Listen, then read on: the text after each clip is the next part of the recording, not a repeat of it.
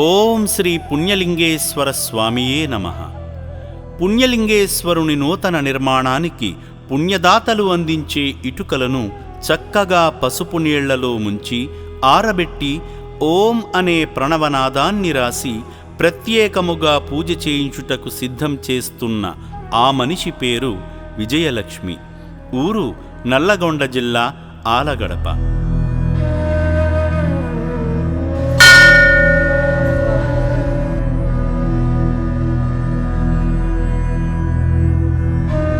ఎంచక్కా స్వామివారి పూజా సామగ్రిని శుభ్రపరుస్తూ నిత్యము స్వామివారి సేవలోనే గడుపుతున్న ఈ విజయలక్ష్మి మతిలేని వ్యక్తురాలై ఇల్లు వదిలి రోడ్డు పాలైంది.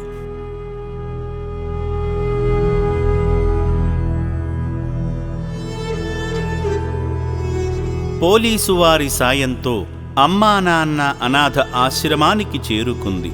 ఎన్నో సేవలు చేస్తేనే గాని విజయలక్ష్మి మామూలు మనిషి కాలేదు.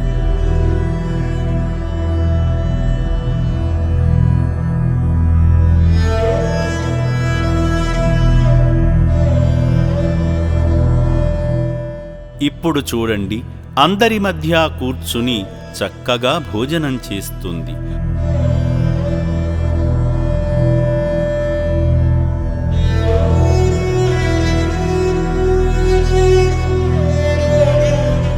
ప్రతి పండుగలో భాగంగా ఆశ్రమంలో జరిపే ఉత్సవాలలో పాల్గొనడానికి డ్యాన్స్ ప్రాక్టీస్ చేస్తుంది. ఆ దృశ్యాన్ని కూడా చూడవచ్చు.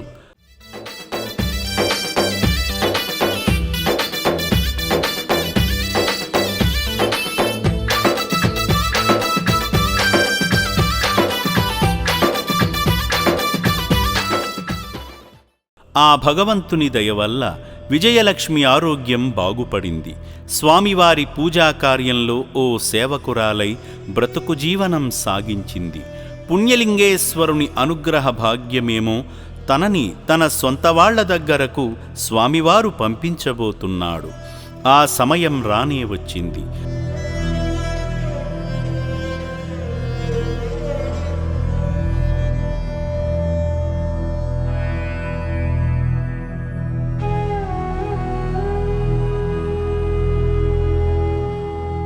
ఆశ్రమ ఫౌండర్ శ్రీమతి గట్టు శ్రావణీ శంకర్ గారు విజయలక్ష్మితో చక్కగా మాట్లాడి విషయం తెలిపారు. స్వామివారి ఆశీర్వాదం తీసుకుని తన సొంత ఊరికి బయలుదేరింది.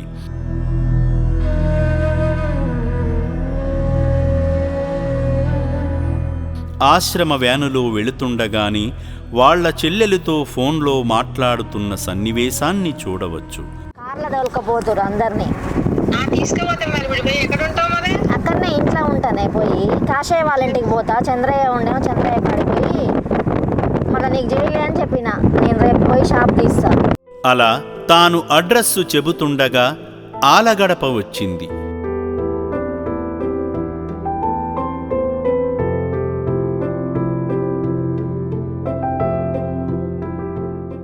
తన ఇల్లు చేరుకున్నారు. ఆ ఇంట్లో ఒక బామ్మ మాత్రమే ఉంది. ఆశ్రమ వ్యాను నుండి దిగిన విజయలక్ష్మి ఆ బామ్మను చూసి అమ్మమ్మ బాగున్నావా అని మందలిస్తూ లోపలికి వెళ్ళింది. అమ్మమ్మ బాగున్నావా?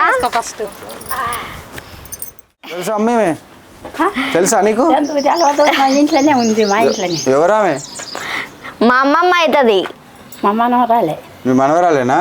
ఇప్పుడు ఎట్లుంది? మంచిగా ఉందా? మంచిగానే ఉంది. మంచిగా ఉంది, బాగానే ఉంది. నీకు అప్పుడు మంచిగాలే మంచిగాలే.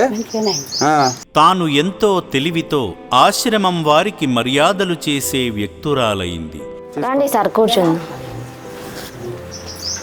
కూర్చోండి సార్, కూర్చోండి. వాళ్ల అమ్మమ్మ దారం సోమలింగమ్మ గారి మాటలు విందాము. చెరుగట్టు కాడుందని అంత లెక్క చూసినాం, ఎక్కడ లేదు. ఓసారి పోతే ఉండదంటే చూసినాం, లేదు.